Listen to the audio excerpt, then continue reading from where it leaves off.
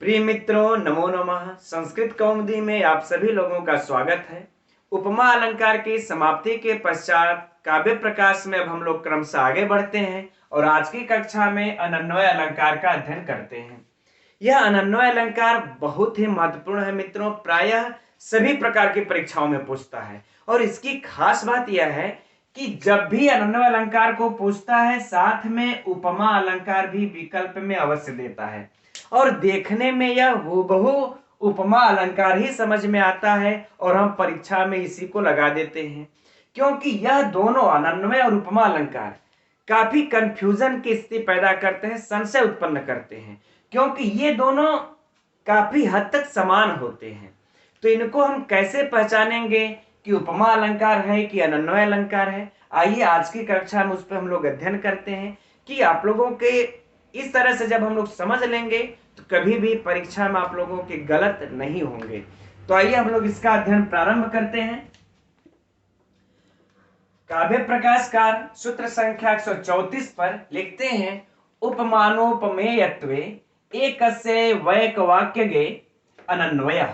अर्थात अब इसका हम लोग हिंदी अर्थ जानने के लिए थोड़ा सा इसका विच्छेद कर लेते हैं।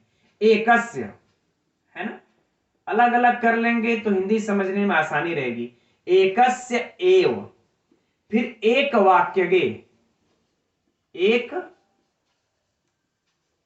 वाक्यगे, वाक्यगे में सप्तमी है तो एक वाक्यगे, यानी कि एक वाक्य में, एक वाक्य में एकस्य एव, एक ही उपमान और उपमेयत्वे, उपमान और उपमेय के, और उपमेयत्वे सप्तमी विभक्ति है तो पर लगा देंगे। एक ही उपमान और उपमेय के होने पर, आगे बातें समझ में, एक वाक्य में एक ही उपमान और उपमेय के होने पर अनन्वय अलंकार होता है।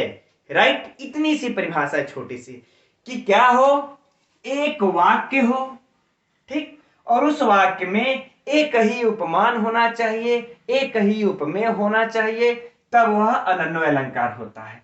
अब इसके लिए मित्रों हम आप लोगों को यह उदाहरण तो दिया हुआ है, लेकिन हम हिंदी से समझाते हैं आप लोगों को, तब आप लोगों को बेहतर समझ में स्पष्ट हो जाएगा। अगर अभी तक कुछ संशय होगा तो मुख मुख के समान सुंदर है,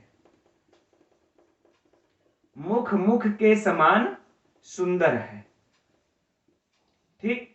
अब देखिए यह एक वाक्य हो गया ना, इस एक वाक्य में अब देखिए मुख की समानता हम मुख से ही दे रहे हैं, यानी मुख मुख के समान सुंदर है, तो यह क्या हो गया, उपमेय। पहला वाला मुख क्या हो जाएगा, उपमेय, और दूसरा वाला मुख हो जाएगा उपमान। अब मान लेते हैं किसी के मुख को आदमी देखता है, सुना रहता है उसके बारे में, जब देखता है तो कैसे बोलता है, सच में वह मुख बिल्कुल मुख के समान है, वह मुख मुख के ही समान ही सुंदर है ना।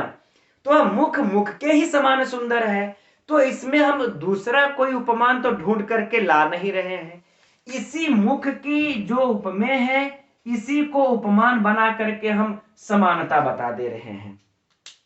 तो एक ही उपमान हुआ, एक ही उपमेय हुआ, एक ही वाक्य हुआ, ठीक। आगे बातें समझ में, तो एक वाक्य में जब एक उपमान और एक उपमेय हो तो वहां पर अनन्वय अलंकार होता है।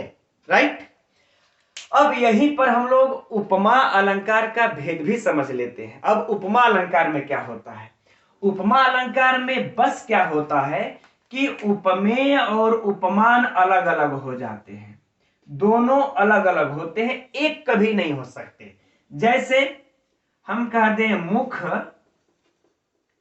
कमल के समान सुंदर है, मुख कमल के समान सुंदर है, राइट, हो गया। अब देखिए यहां पर मुख जो है हमारा उपमेय है और कमल उपमान है, तो ये मुख अलग है, अलग वस्तु है, अलग चीजें हैं, अलग संज्ञा है, कमल एक अलग संज्ञा है। तो उपमान और उपमेय दोनों जब अलग अलग होते हैं, जब ये कंडीशन अलग अलग हो तो कौन सा अलंकार हो जाता है, हमारा उपमान। और जब दोनों उपमान और उपमेय दोनों एक ही हो तो क्या हो जाता है, अनन्वय। अब हमारे विचार से आप लोगों को यह भेद भी समझ में आ गया होगा। अब हम लोग इस उदाहरण की तरफ चलते हैं जो काव्य प्रकाशकार अपने काव्य प्रकाश में लिखे हैं, आचार्य मम्मट। अब देखते हैं, यह बड़ा ही फेमस उदाहरण है मित्रों, पूछता है परीक्षा में। ठीक, देखते हैं। न केवलम भाति नितांत कांति नितंबिनी सैव नितंबिनीव यद विलासायुध लास्य वासास्ते तद विलासा इव तद विलासा। अर्थात कह रहे हैं कि नितंबिनी, यहां से अर्थ को हम लोग पकड़ना प्रारंभ करते हैं। स एव, वह नितंबिनी, नितंबिनी नितंबिनी इव, नितंबिनी इव, इव मतलब समान। अब देखिए ना, यहां पर जब भी परीक्षा में आएगा, जो अनन्वय को बेहतर ढंग से नहीं जानते हैं तो इव को देखते ही उपमा अलंकार तर्द लगा देंगे परीक्षा में और उनका गलत हो जाएगा।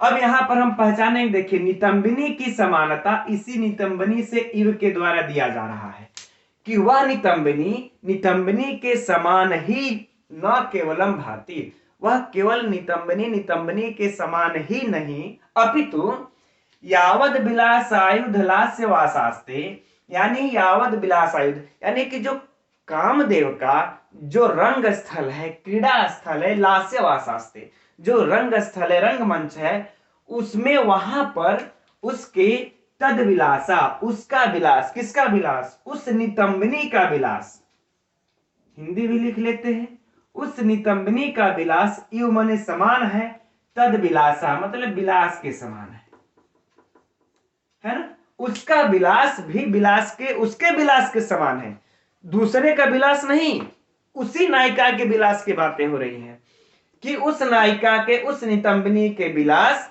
विलास उसी के विलास के समान है। आगे बातें समझ में ना। ठीक, तो यहां पर देखिए, यहां पर भी उपमान और उपमेय, उसका विलास उस विलास के समान है, तो यह क्या हो गया, उपमेय, ये क्या हो गया, उपमान। अब बताइए, यह उपमेय उपमान दोनों इस पंक्ति में एक ही है, लेकिन अगर हम इसको भेद नहीं समझे हैं तो इव को देखते हुए तड़दे की संज्ञा के साथ जुड़ा हुआ है, लगा दीजिए उपमा अलंकार। ठीक, तो ऐसा नहीं करना, हम लोग देख लेंगे दोनों उपमान और उपमेय दोनों एक समान है तो समझ लीजिए वहां पर अनन्वय अलंकार है।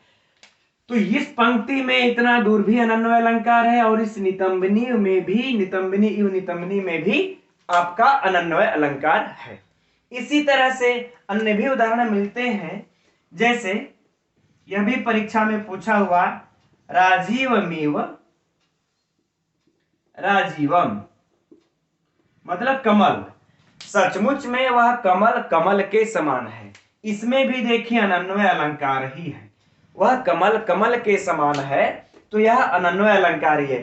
चंद्रस चंद्र, चंद्रस चंद्र इवा अम्ल, है ना, यह भी देखिए युवा अम्ल में भी चंद्रमा चंद्रमा के समान ही निर्मल है, तो इसमें भी आपका अनन्वय अलंकार ही है।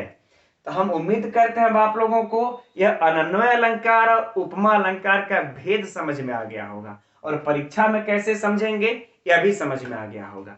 ठीक है मित्रों, अब आगे हम लोग अगला अलंकार देखेंगे, तब तक नमो नमः।